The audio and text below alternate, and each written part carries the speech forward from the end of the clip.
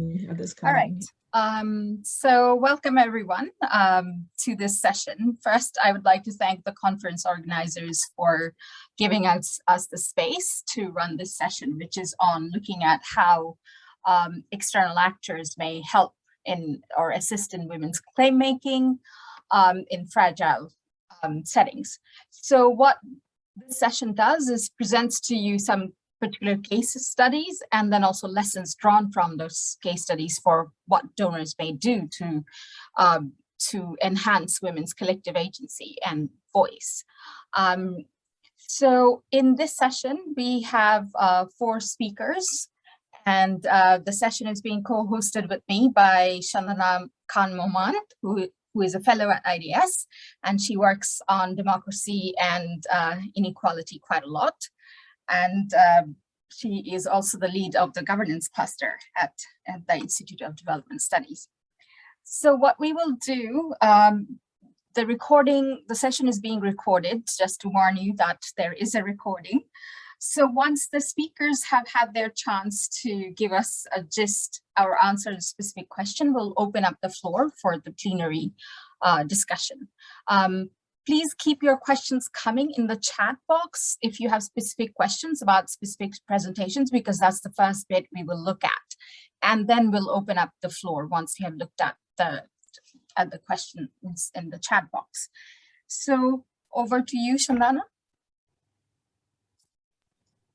Thank you, Sohaila. So we have a very exciting panel that bring us their experiences of studying women's agencies in very difficult contexts. And that's a major question for us that we're hoping to be able to draw on to understand what are the ways in which this can be supported. And I'll introduce each one of them as we go, but I'm going to set up questions for them, and they will respond to those questions directly, and then we'll continue to pick on the main points that are being made in there that are connecting to each other.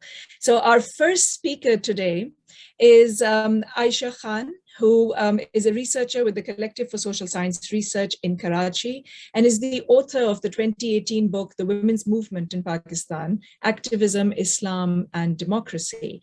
And the question that we'd like Aisha to speak to today is, how do social norms and formal political structures, so 2 fairly different types of agents, limit women's protest in fragile settings? And how is it then that women emerge as leaders within these struggles, given the fact that they're dealing with such a difficult situation in these fragile settings? So how, despite the challenges, do they emerge as leaders? So over to you, Aisha. Thank you, Chandana, and it's a pleasure to be here today. Let me just make sure, if you can pull up my slide. Then I'll just get started. Okay.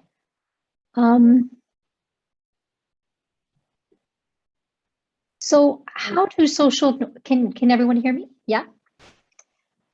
So Chandana, your question, how do social norms and formal political structures limit or enable women's protests? Just a few sentences about Pakistan as background before I start. Pakistan, as you know, is a fragile post-colonial state. It has a weak civilian government and powerful military that dominates state affairs. Despite a history of vibrant multi-party politics, democratic culture in Pakistan has been stifled by, as you all probably know, long phases of military rule and political violence. The photograph you see on the slide here is of a protest in the city of Quetta by the ethnic and religious minority community called Hazaras. They are mostly Shia Muslims, and they face religious discrimination in a very majoritarian Sunni state. And I'll be using their protests as a case study to answer your question. So Quetta city is located close to the borders of Iran and Pakistan and Afghanistan. And the Hazara community is attacked by Taliban militants and other extremist groups who wish to drive them out of the country. In 2015, Pakistan emerged from almost a decade of violent conflict with Taliban militants, but attacks on the Hazara continue. Over the last decade, At least 2,000 have been killed. And a few years ago, after 100 died in a single bomb attack, women felt compelled to risk their own safety to protest in the streets. They demanded the government provide them with security. Now their action grabbed national and international attention. The protests carry on until today as episodic responses after each new attack. So how do social norms frame women's participation in this contention? Most Hazara women observe parda to some degree, which is the patriarchal practice of women's seclusion from men and strong social norms that limit their role to the private and family domain. Initially, women were afraid to protest, having already lost husbands or sons to violence, and they did not want to risk more loss. But the 2012 attack was a turning point, and after dozens died in a bomb explosion, 100 women threw their bangles at the gate of the Provincial Legislative Assembly in a gesture challenging the masculinity of leaders who failed to protect women. In this way, the community's grievances are addressed often to the state for failing to provide security from Islamist forces or for acting with impunity in the name of imposing security. So using their roles as wives, sisters, and mothers to justify this disruptive entry into the public domain, women argue their grievances are so severe, their cause is so urgent, that they are forced onto the streets.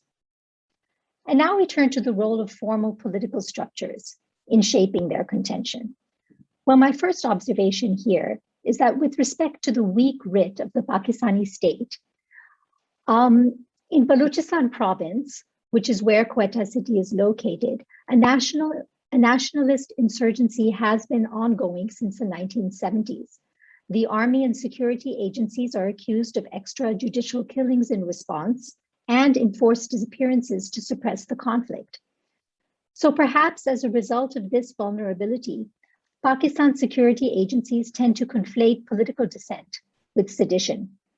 Political actors who criticize the government in power or the military find their space to participate in electoral politics severely curtailed. So this has added a tremendous level of risk to all who participate in any political protest. The Hazara, as a result, are careful to distinguish their struggle from that of the insurgents. And although they sympathize with their cause, they avoid sharing protest spaces. Now, the state's repression of civic spaces has also reduced opportunities for awareness raising and advocacy work. This has impacted emerging women leaders because their skills develop through their work with these development NGOs. Feminists who criticize the state's policies are accused of being anti-state, while high levels of sexual violence compound the risks of women in public space. So this context ensures that protesters work in alliance with political parties that represent their demands as a way to mitigate the risks. They benefit from the organizational power of the national and local feminist networks together with political parties to galvanize community members to join. So you see the Hazara protesters have been working with the NGO leaders, the feminist networks, and their local political parties in order to engage in this protest episodically. So Hazara political organizations and feminists from the national women's movement contribute to the mobilizing power and the socio-cultural sanction for women to engage in these recurrent protests. We found that women leaders from different types of protests that we studied, because this data set that I'm talking about with respect to the Hazara community includes women protesters from other contentions in Pakistan as well. And we found that women leaders from different types of protests were networked with one another, and they helped to galvanize support for each other's causes. Some feminist activists already had established feminist networks at the local and national level, and they assumed leadership roles. And they leveraged their feminist NGO and CSO networks with formal political parties to build support for their claims. But what about leaders not affiliated with any organizations? Our interviews with community women revealed a trajectory from one woman's personal loss, for example, a family member who died in a bombing, which in turn pushed her to become a community mobilizer for protests. In one such case, The women protester is now an activist with a local Hazara political party. She told us that women on the streets became key to making her community's claims visible. She said, quote, women realized what their strength was. They understood they could do something. And in this way, some protesters saw entry into formal politics as an extension of their activism. So to conclude, I would suggest that the public grieving of the Hazara women protesters gave new momentum to their community's ongoing struggle for security and recognition. Women deployed gender roles to defy gender norms, excluding them from public space. But this led to further engagement in the political domain and an empowered sense of personal agency, which changed the lives of many women within their homes and communities. However, the wider political context remains precarious in Pakistan, and attacks on the Hazara continue, and so it seems with their protests. Finally, I would just suggest that donors need to strategically engage with these NGOs that are supporting contention, and the NGOs which support feminist advocacy work despite the shrinking political and civic space. Because in the protests that we studied, we found that civil society organizations are in fact an important site for developing women's leadership, who in turn can act as leaders at the community level to help mitigate the risks for women who come out on the streets. Thank you. Thank you, Aisha, and thank you in particular for picking up on what it is that external actors can do in these very difficult circumstances, and of course picking on the fact that even when women have been have found personal agency in these spaces, that it doesn't amount to very much in changing the political structure. So we'll pick up a little bit on that later on as well, to see what external actors can then do to try and make sure that there is greater change that comes from this. But I'll move directly to our next speaker, who is Katya Tyler, who is an independent researcher and a feminist anthropologist working in Mozambique. And my particular question to you, Katya, is how do grassroots women navigate the dangers posed by security agencies and then make claims within these circumstances? What do they do to make state agencies respond to them? And within this process, how can external agencies be of help? And you and Aisha have worked closely in answering these questions, so I think your presentations will also speak quite closely to each other. So over to you. Thank you, Shandana and Aisha. Yes, indeed, you will see that the findings of our research resonate with some of what Aisha has presented. The illustration on the left is from a cartoon that we have produced as part of to systematize the data that we have collected. Unfortunately, it's not very clear, but the image depicts one of the protests that we have analyzed and the interactions between women, and in this case, police forces. And there's a woman being detained by two police officers. And this, although we have fictionated the cartoon, this incident really happened and was reported in the interviews that we conducted. So our research found that although there is there's still considerable fear of security agencies and police forces, and that fear has contributed to a generalized culture of fear and waiting quietly for state actors to address women's problems. Various grassroots women have engaged in various forms of claims making. One of them is small-scale street protests. That they are small-scale. They happen mostly at neighborhood level and bring together residents from a specific neighborhood, facing a problem. The protest that we draw on here for this presentation was in a neighborhood called Chiango, where women they were protesting against roads unsafety and insecurity that had resulted in the deaths of several children. So, but what we found was that street action, public action, was usually used as the last resort, because women first they tried to address those problems through dialogue, through channeling problems via peaceful ways.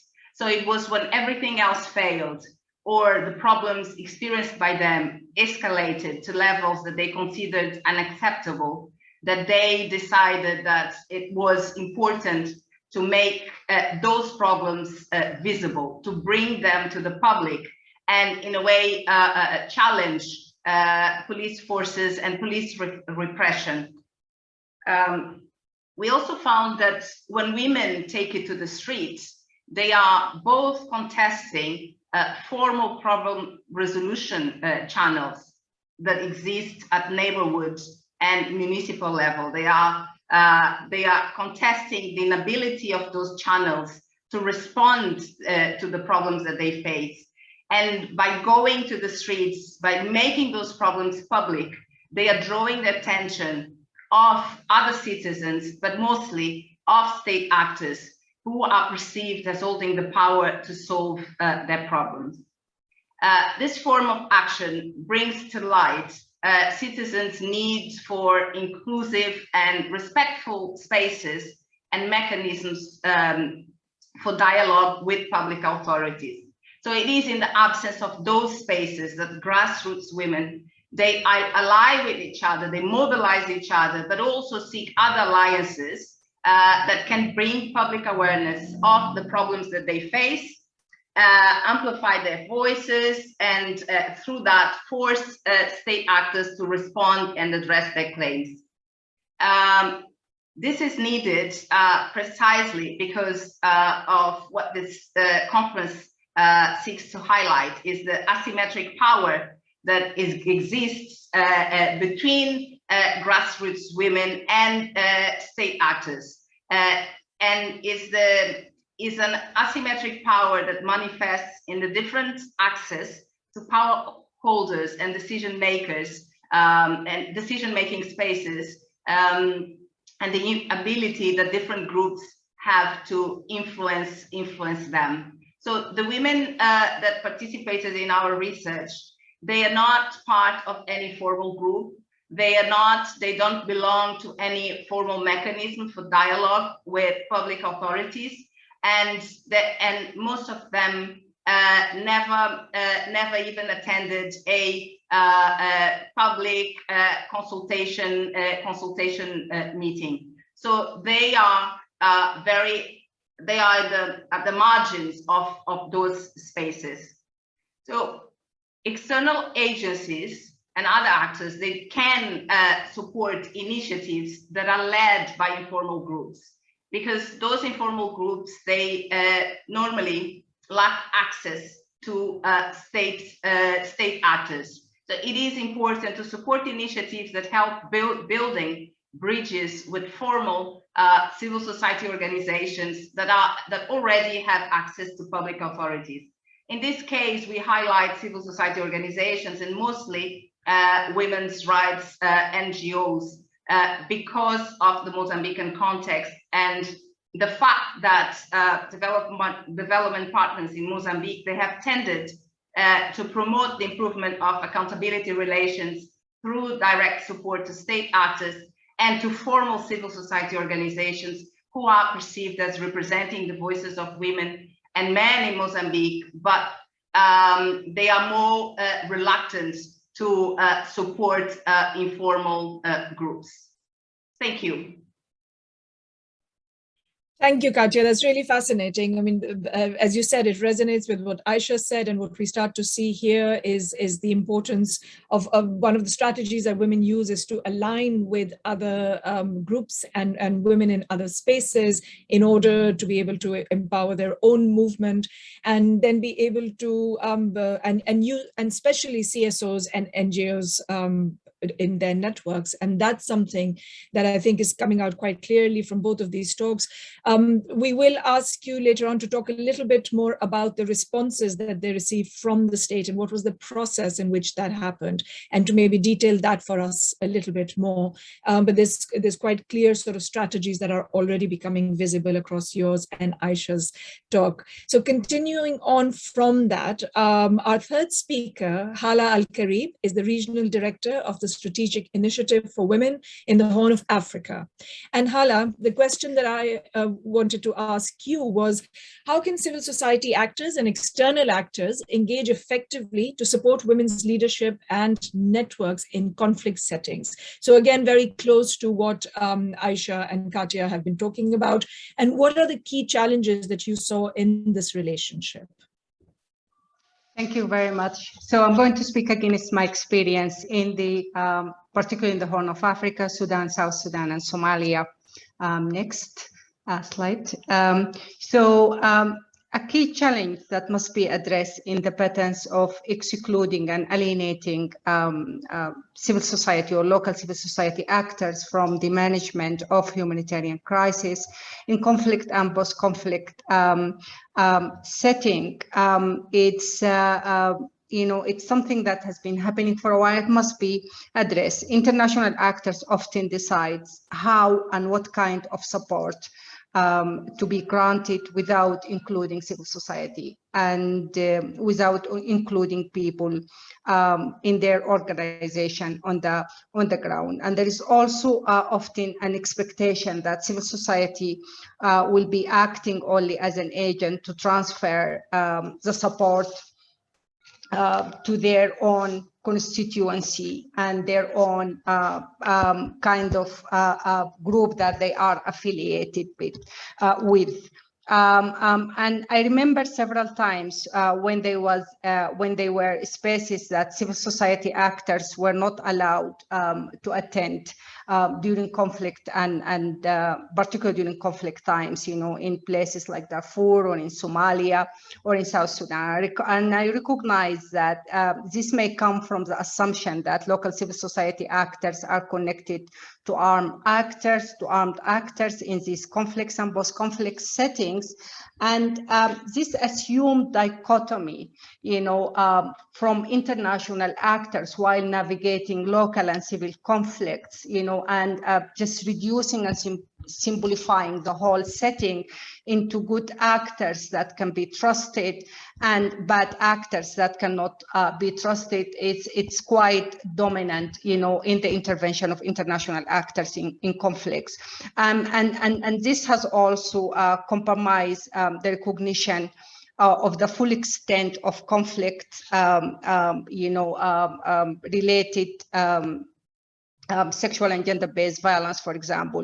And an example that I've observed, or we observed in Darfur and South Sudan, for example, they have been most of the international actors, they have been concentrated on violence against women, that are affiliated with the armed opposition ethnic group, including sexual and gender-based violence, while sexual and gender-based violence against women in other ethnic groups or in groups who were perceived to be, pro other actors or pro the government actors is not recognized.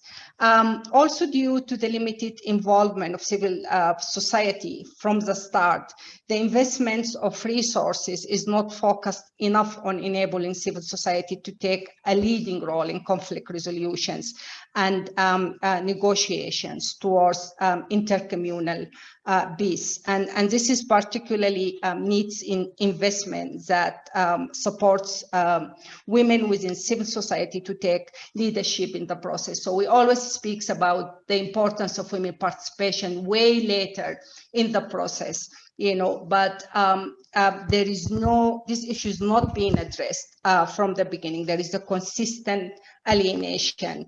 The patterns of interventions in conflict and post-conflict settings have typically, most of the time, pushed women into a victim corner instead of allowing them, to participate as actors. And as of now, conflict resolution efforts typically focus on engaging leaders of armed groups and fail to see the importance of involving women and other civilians actors who also want to be part of the work towards achieving peace in their communities. So do you think that these conflicts can be characterized again by good or bad sides? As I said, it really affect and impact women participation, but also affect and impact civil society engagement.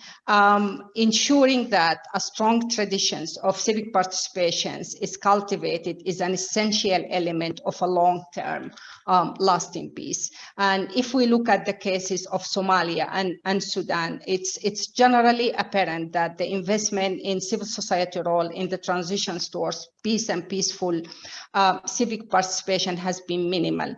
And the role of civil society is often being sidelined. So I think it's really key for external actors, and those who are engaging, to support the process of peace, is to focus on enabling a meaningful participation of women, youth, and other civil society actors during the conflict and post-conflict. And this will aid in the development of a strong civic participation, moving towards, a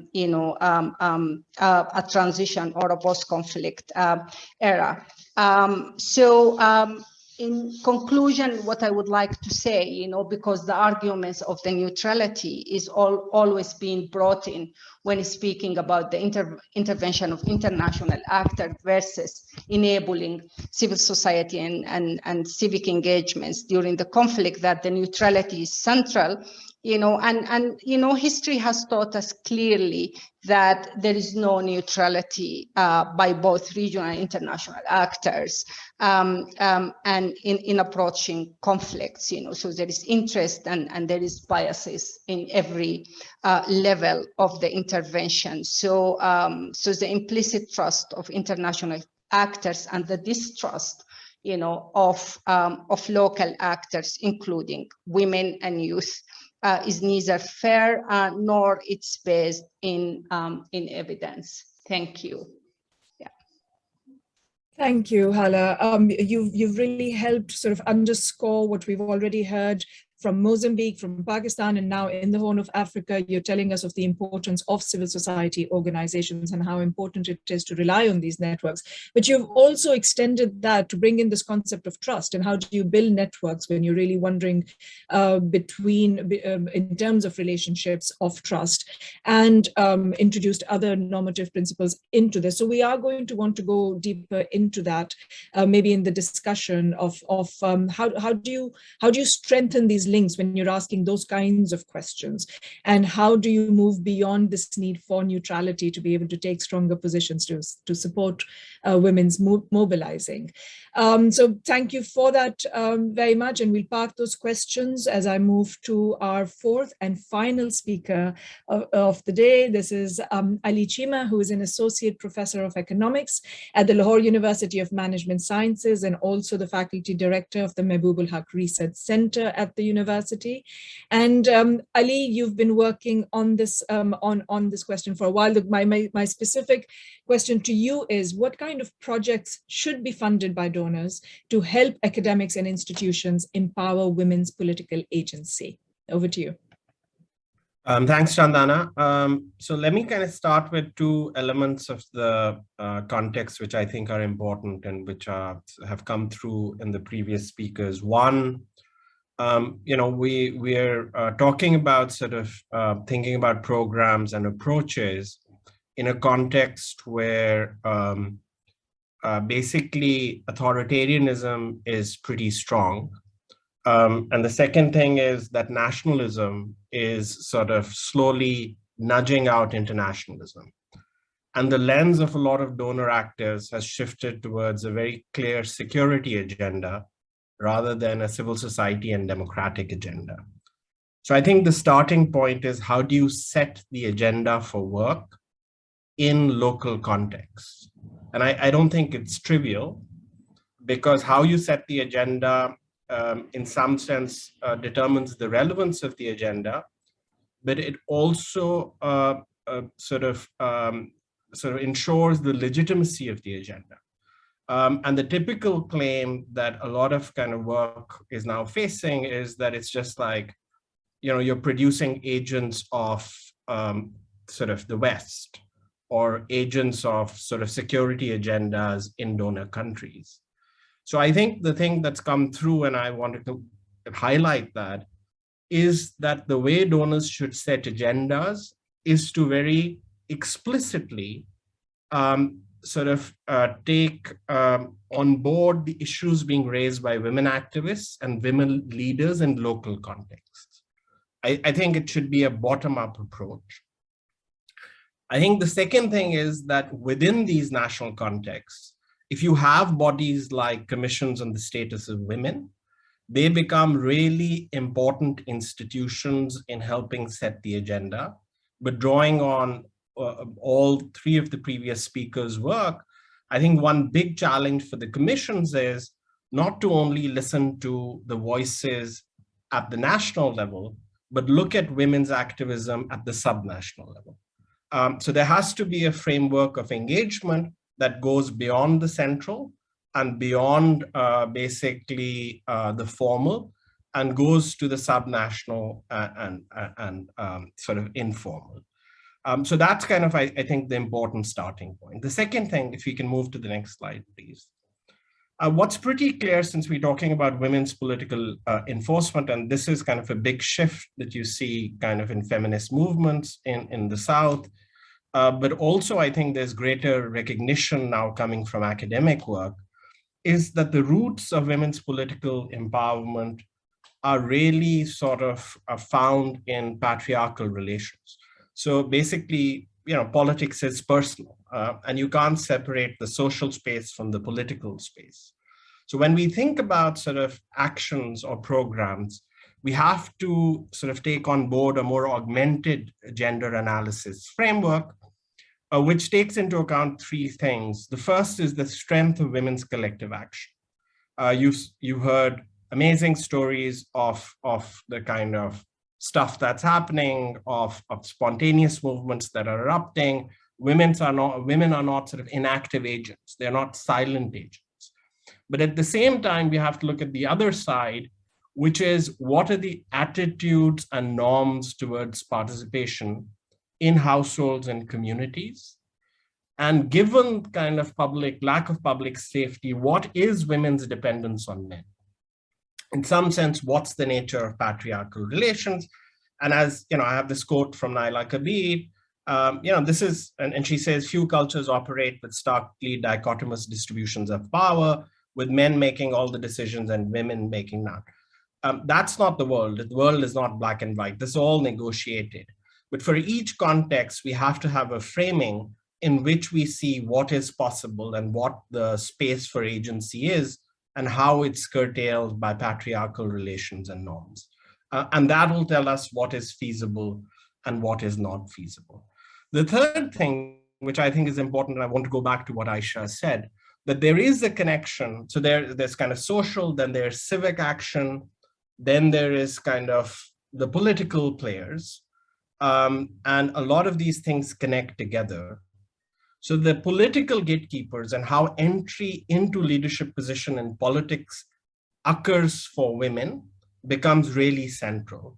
And a big instrument that is becoming much more mainstreamed, both in terms of institutional demands, but also in terms of experiments around the world, policy experiments around the world, is reservations in electoral quotas. So if you could go to the next slide. So this is a kind of way of ensuring that where you have entrenched male political gatekeeping, spaces open up. But I think that we need to push this agenda about quotas from one that goes beyond the numbers game. It's not just about how many seats that you reserve, but what's the institutional design, right? Who actually votes for women who are elected in terms of reserved quotas? Is it the party elites in the form of indirect elections, or is it kind of direct citizenry? So the agenda for institutional design becomes one really about thinking about how does the entry into politics happen, formally and institutionally. And the evidence on this is very mixed. So in India, the direct quota reservation experiment shows very big positive effects, also on women's political mobilization. But there's evidence coming from Southern Africa, which is showing exactly the opposite. And it seems that how you design these institutions makes a big difference. And the last thing is, and I want to go back to kind of ending on exactly the same point that Hala's talk was about, that women's representation in civic institutions is super important. And I think that that's a space where the agenda is being pushed by action and activism, but in a lot of programs, it's also about design.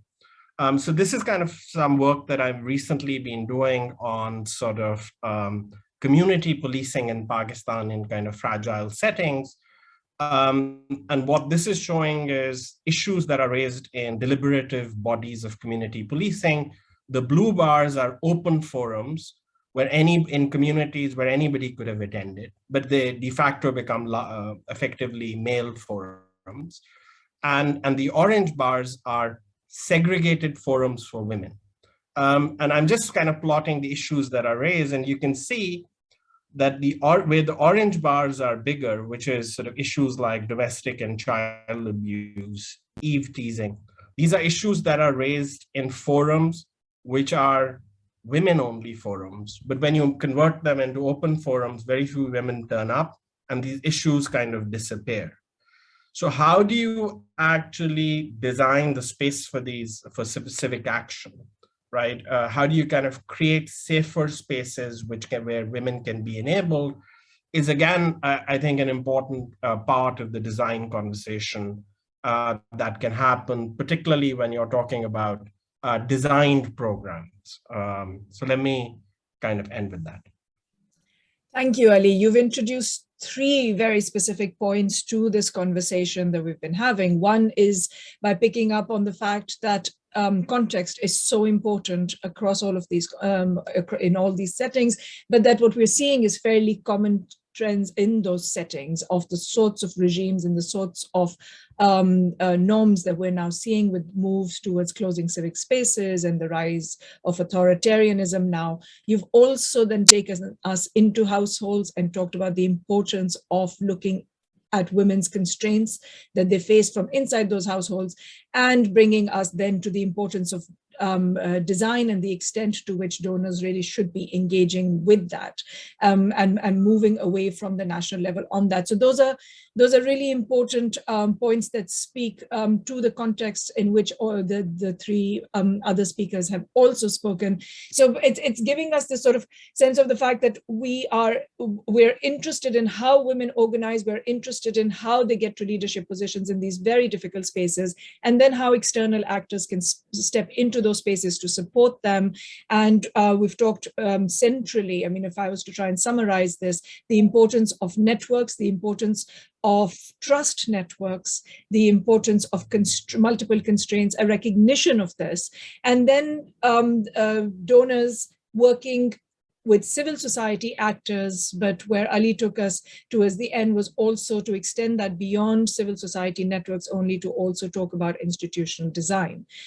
So we've got a lot on the table here, and I have a few questions. I'll hand over to you in a second, Sohaila, and you can tell me whether you want them to speak to this first or you want to set up a few questions for the audience first. But I think there's quite a lot happening within this organizational space. And I was just wondering whether we want to look at the ways in which these relationships between external actors and these networks can be strengthened. So we've all said that there is a need for this to happen. But why do we not see more of it? Why are we still saying this?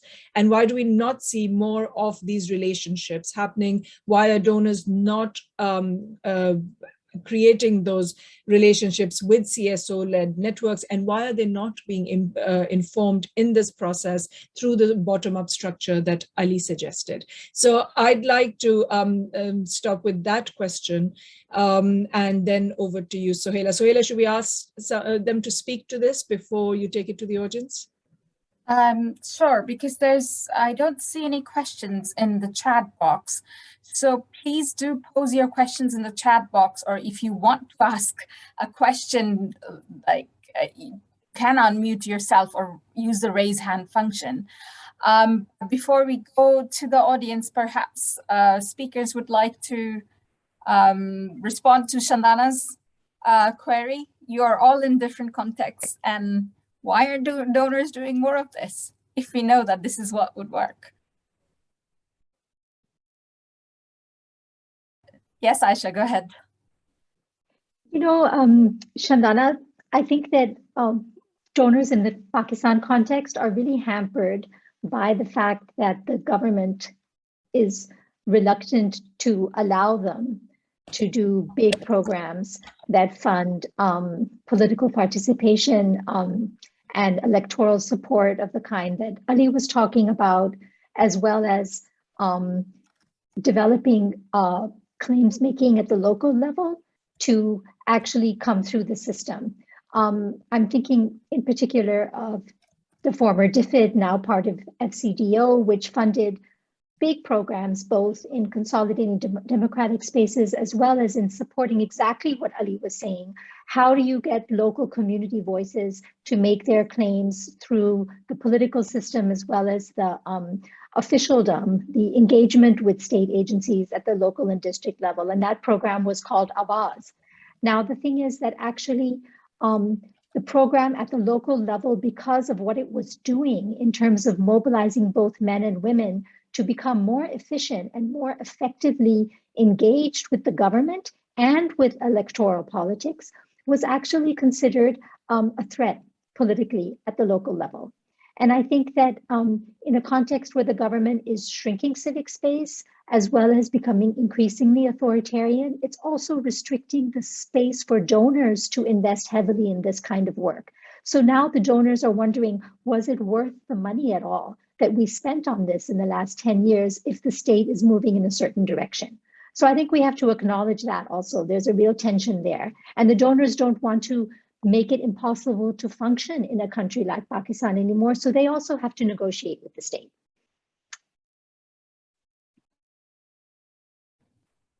Thanks, Aisha. Definitely donors are restricted by the larger context, right? But having said that, how much is how do we go beyond that? Yes, all of us are restricted. And how do we go beyond, like, there are concrete suggestions from all the speakers in terms of, okay, engage with the CSOs, who's being excluded? You know, how do you, in sort of Katya's point about how do you sort of look at the informal bottom-up aspects, or Hala's point about, you know, don't just sort of say, you know, they're the good guys and they're the bad guys. You know, context matters in terms of who's good and bad and who comes in. Like, inclusion in all your presentations, inclusion was a big theme in terms of who comes in, how do they come in, and why do those networks and channels become very important. And the other aspect that Ali definitely raised is it is also about how we design the program. So we do have some control over how do we design. Perhaps the scale may be different, or you may need to do it strategically. But, you know, how do we move beyond? Should we go to the audience in terms of reflections, or if they have any questions before I would like to push you on this in terms of how do we move beyond. Are there questions from the participants? You can raise your hand and unmute yourself if you want to.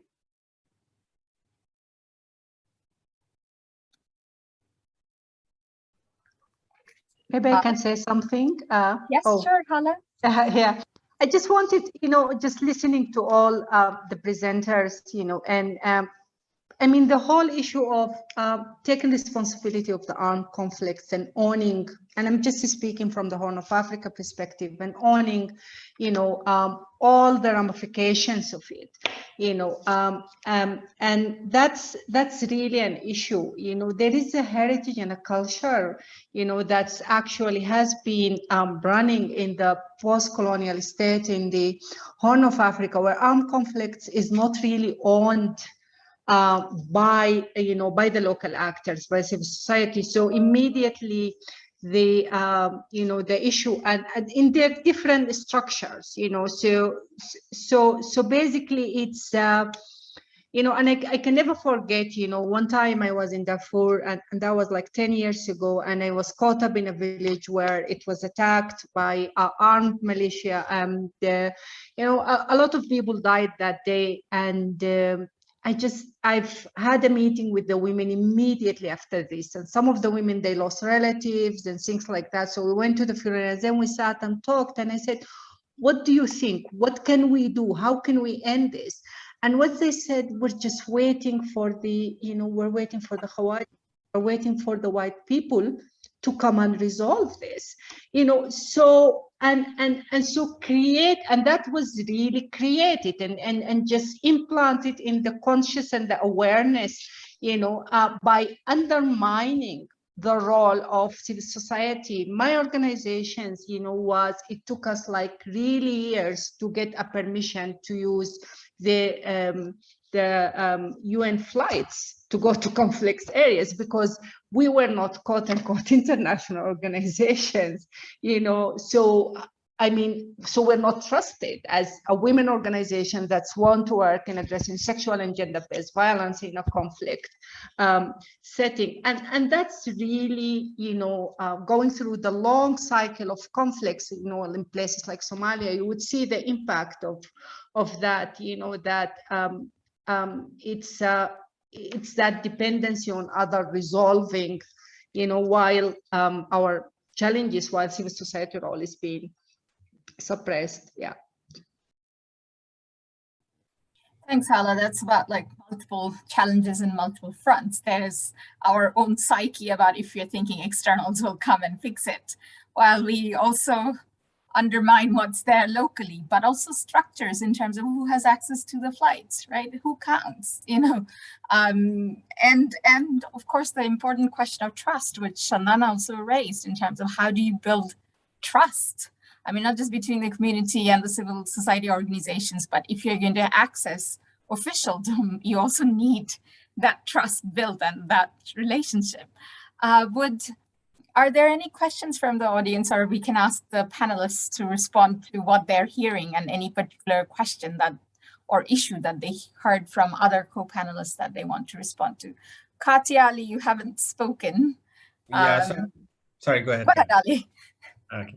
So I just wanted to build on what Aisha was saying, and I think that there is another tension here. So Aisha is kind of completely spot on. That, in this kind of rise of nationalism and kind of authoritarianism, the casualty has been the civil society space. So whatever kind of space had opened up is shrinking really fast. And I guess Aisha and I are talking about the South Asian context. And this is just not true in Pakistan, but it's happening in country after country in South Asia, including India. But I think that there is another tension amongst donors. So donors actually like bureaucrats, right? Because it's easier to implement programs where you have officialdom intact. The transaction costs of actually dealing with the bureaucracy makes the rolling out of the program much easier. And then, the leakages can at least on paper be controlled better or be accounted for.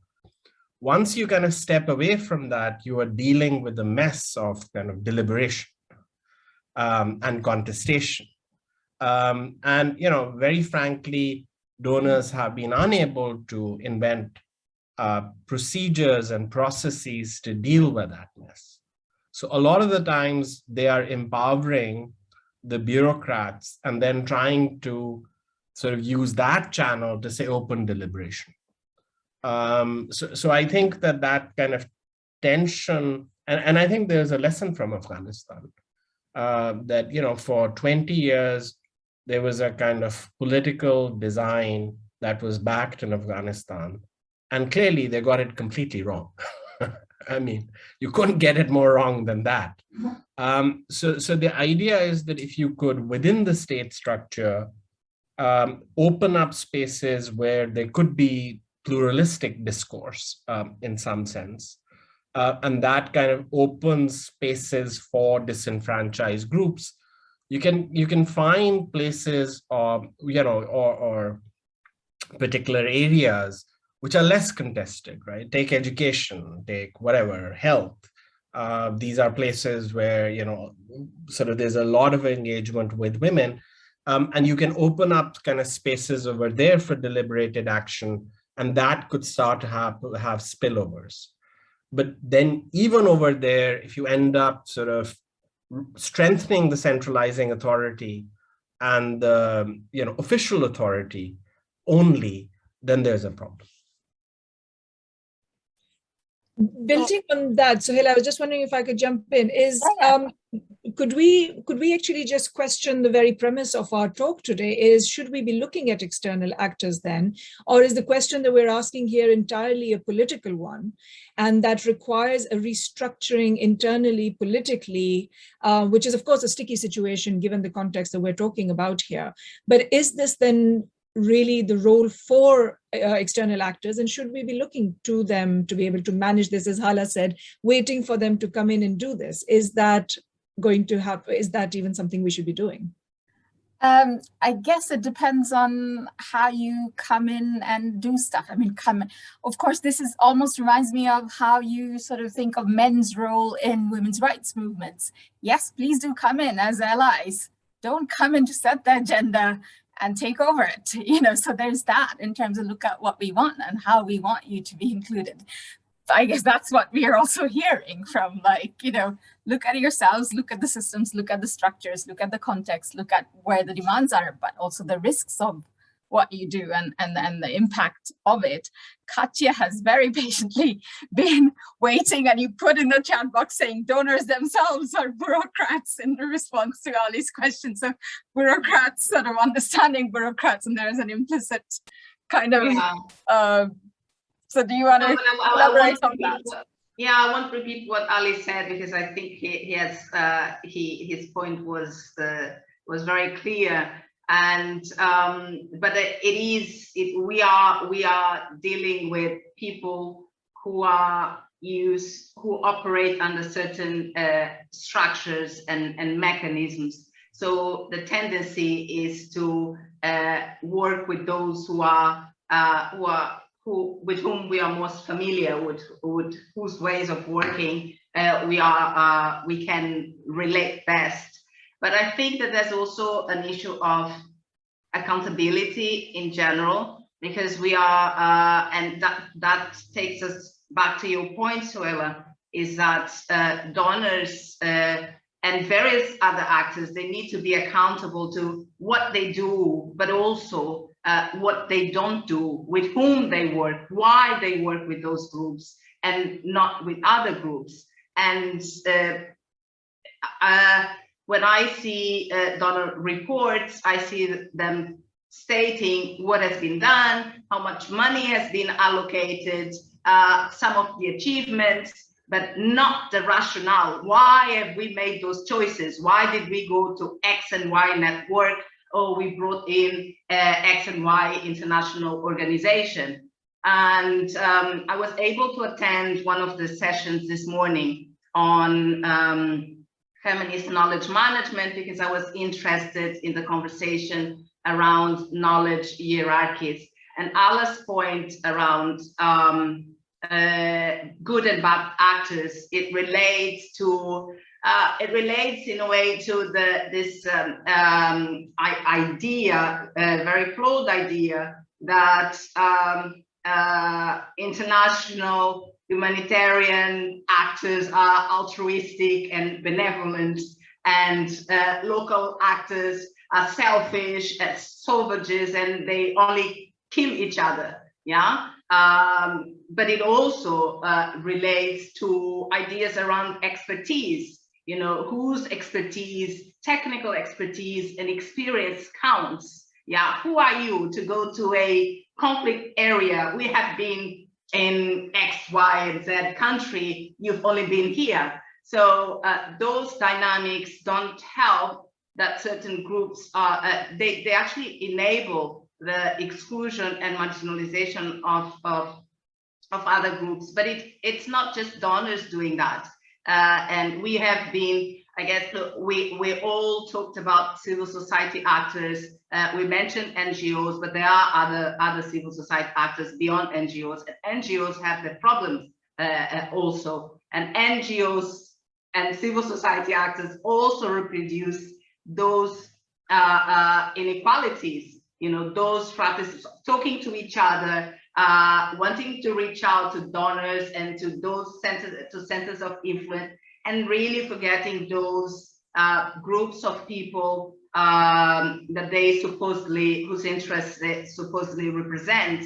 So it's really problematic. But I do like Shandana's provocation. Why do we want to? Should we be asking those questions? And so, who should be taking the lead in framing and claiming how donors should be supporting or operating in given countries, and whether the citizens actually have any say, you know? So, thank you. So, yes, Katja, there's a lot to reflect in that. Who counts? Whose knowledge counts? Who should be acting where? We have a question in the chat from, I hope I'm not butchering your name, Mal. It asks, and it is to all the panelists, whoever is brave enough to take this up. And well, the question is, should international actors' role be limited to listening and supporting with financing, or are there other ways in which they can support women's political empowerment in a genuine way? Ooh, we have Aisha's hand up, and then Katja. All right, Aisha, you first, then Katja. Yes, just a plea actually right now for everyone to remember CEDAW, because CEDAW made some very clear demands for women's political empowerment, along with other means and legal structures by which we could reduce structural discrimination. And there doesn't seem to be very much international pressure any longer for the signatory countries to adhere to their commitments under CEDAW. Now, some of that has to do with the fact that even prominent Western powers are not actually meeting their obligations under CEDAW. But the point is that very quietly over the last decade since Beijing, these international treaties have been somewhat sidelined in global discourse. But the norms that have been set and the changes that come about through these treaties are actually extremely powerful and provide us on the ground with a lot of support and a framework within which we can advocate with government. So, for example, Ali was mentioning the Commission on the Status of Women. That is a direct outcome of Pakistan's commitments under CEDAW. So you see, the trajectory is there, and I think we must really go back to these international norm setting as a way for donors to play their role effectively. Thanks, Aisha, for reminding us of CEDAW. So yes, I mean, there was a global agreement in terms of how do we want to go about it. And that came up through a bottom-up process. Katja, then Ali.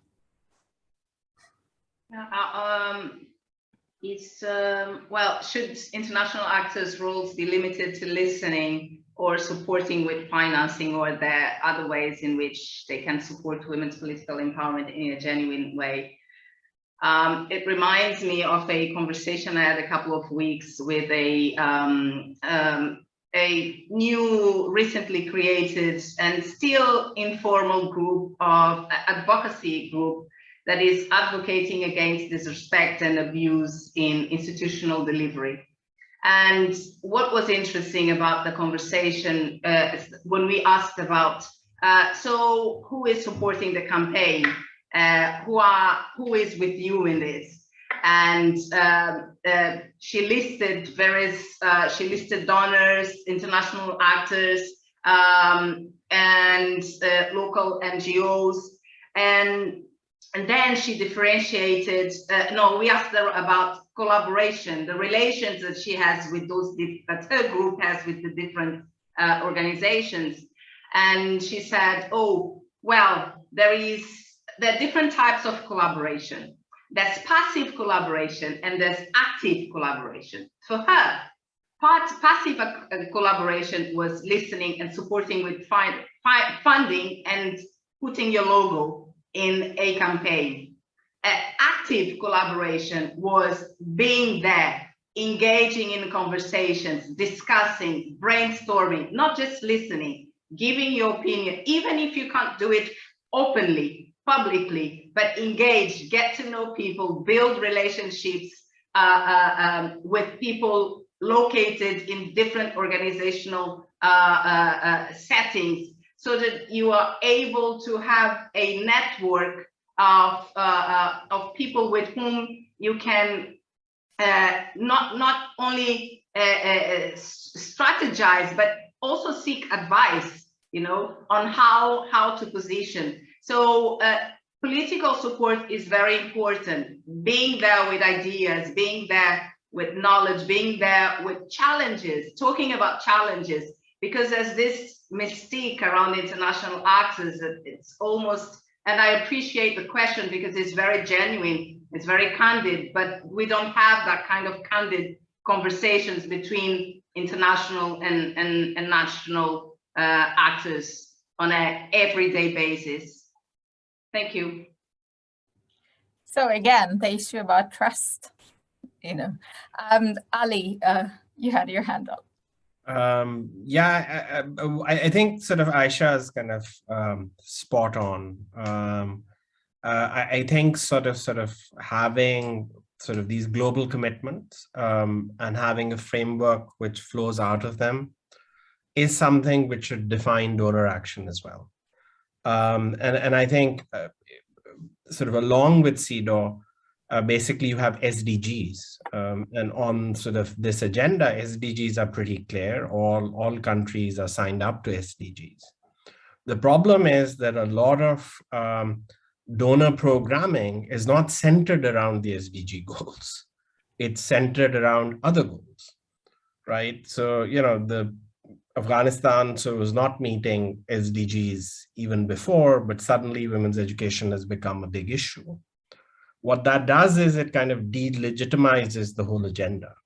So I think sort of having a global framework to which formally countries are signatories, and then to drill it down to have sort of functional bodies that are created to particularly push the agenda around sort of inclusion would be a place to go. Okay, so I have two more hands up. Chandana, is your point related to Ali's? I thought Hala should go first, but actually it is. So I'll just quickly say that the other thing we just need to remember also is that donors are very differently structured. So what we're expecting them to do is often very determined to a great extent on the way they work internally. So there are some donors that actually where the headquarters can sit back and allow all agenda setting to happen within country offices. And will speak to that, and they will wait for that before making any decisions. But then there are other donors whose decisions are not just made at headquarters, but in parliament in their own countries. And because of that they will bring specific agendas then, and in that what we're asking of them then is to be more aware of local agendas, and networks becomes much more difficult. So a lot of it goes back to donors' internal structures as well. Yeah, Hala? So basically what I wanted to say that, not to assume that, for international actors coming in, that they are coming into a vacuum, and I am from, I'm Sudanese, so I'm from a country where everybody was thought at certain point that our regime is going to last forever, and this man, Bashir, is going to be there. And the civil society has taken the whole world by surprise, and they have been a tedious grassroots work of organization, that has been happening on the ground against Bashir's regime, regardless of the ramification at the moment. We are in a complete chaos, but that's fine, it's part of the process. But the assumption that, there is no structure on the ground, women are not organized, civil society is not organized, we have to come in and create a structure that will respond to us. That's in itself is very problematic and contributes into polarization, and then creates that kind of dysfunctional type of relationship, of power relationship. So basically, this is what I wanted to say, that it's really, we have international actors, intervening in a conflict in a country. It requires really understanding that there is the dynamic that's already happening. There is priorities that's already set, and there is discussion that needs to be observed and considered. Yeah. Thanks, Hala. That's a salient reminder that we don't go into an empty space with our blueprints. Actually, we need to rethink our blueprints and see how the local realities actually, whether it matches or not, and if it doesn't, then we redesign. That's what it is. That's a very loud and clear message. I can also see that there's stuff posted in the chat box by Aisha talking about, and that links to Shanana's point and Ali's point about accountability, and also Katya's point about, who are the actors accountable to, and different actors are accountable to different kinds of power holders.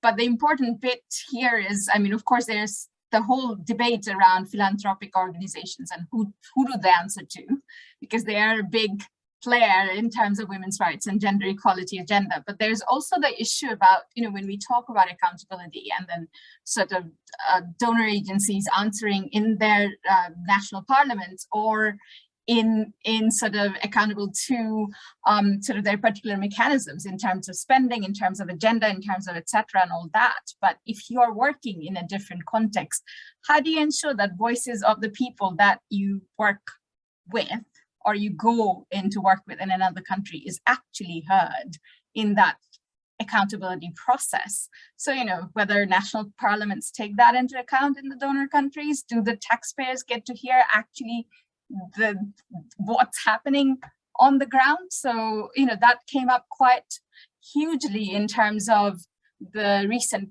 cuts in aid budget in the UK and the impact that it would have in conflict-affected settings, or cut in humanitarian aid budgets, or even in girls' education that we are talking about quite a lot for women's empowerment. And as we move into a context where we have austerity and we're recovering from COVID-19 and all that, these issues will become salient in terms of whose needs count, what do you prioritize, how do you prioritize, and how do you then create spaces where actually we are adhering to the normative global frameworks that we have set up and we aspire to, that the whole world aspires to.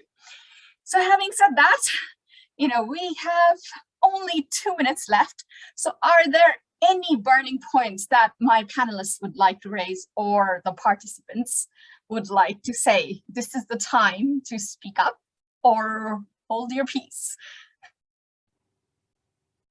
If not, then I would basically like to thank my panelists for patiently sort of engaging with us as we designed this session, and for agreeing to speak to the questions that we posed to them, of course, to the participants in this panel for coming and listening to us, because obviously otherwise it would have just been a conversation among ourselves, to Taili for like very effectively marshalling us through the various technical stuff, to the conference organizers for giving us the space, and to my co-host Chandana Khan Mohammad for taking up the onerous burden of doing the first bit and reflecting on what is coming out, and for asking excellent questions. So thank you all so much for being a part of this panel, and we will have the notes sent and the recording, the host can say where the recording would be available. Thank you all so much. Thank you, everyone. And thank you, Sohaila, for pulling all of this together. Thank you. Bye-bye. Thank you. Bye. Thank Pleasure. you. Bye, everyone. Bye. Thank you all. Bye-bye. Bye.